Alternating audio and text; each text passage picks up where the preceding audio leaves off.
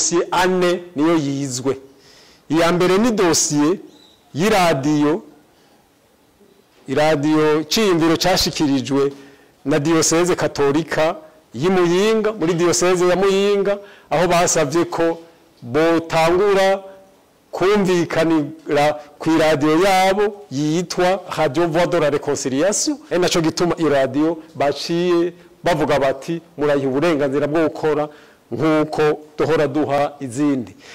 Iya kabiri ni iradiyo irimwo nimbonesha kure bita Radio Television Burundi Bwiza, mu majambo magufi ni RTBB.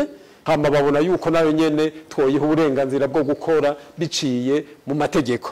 Gatatu ni idosiye y'iradiyo Isanganiro igomba gushiraho imbonesha kure y'Isanganiro nyene. Ari naco gituma bashe bavuga bati uburenganzira turabuyihaye iyi televiziyo Isanganiro kugira ngo zikore biciye mu mategeko. Iya nyuma ni dosiye mbere twigeze kwiga itariki 5 na 6 ukwezi kwa-11 mu mwaka uheze, turiko turaraba irisabwa yuko yokora biciye mu mategeko radio biyita Kazoza FM na televiziyo yayo, ijwi ryo kugwiza umwimbo.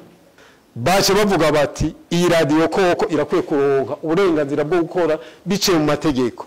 Muri make rero aya maradiyo yose ko arane aronse uburenganzira, bavuze bati muyakurikirane, kuko burya kwandika ibintu no kubikora haraho usanga bitandukanye. Mugabo twizere yuko umuntu arinze asaba gukora ku mugaragaro biciye mu mategeko aba yariteguye. Ora bomenya aho tugejeje ya ntumbereye n'icubahiro umukuru w'igihugu yo kuganira n'ibinyamakuru biri mu bihano kugira ngo bitezurirwe bishobore gusubira gukora. Mbere nababwire ko higejeje ku munsi wa mbere twakiriye abaserukira iradiyo ijwi ry'Abanyamerika VOA.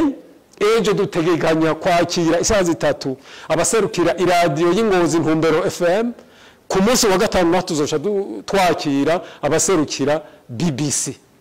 Hanyuma turamenye twoyaga kuko ya nama ya mbere twagira itariki mu y'ukwezi kwa kabiri kwari kubamenyesha kwibiganiro na CNC bitanguye.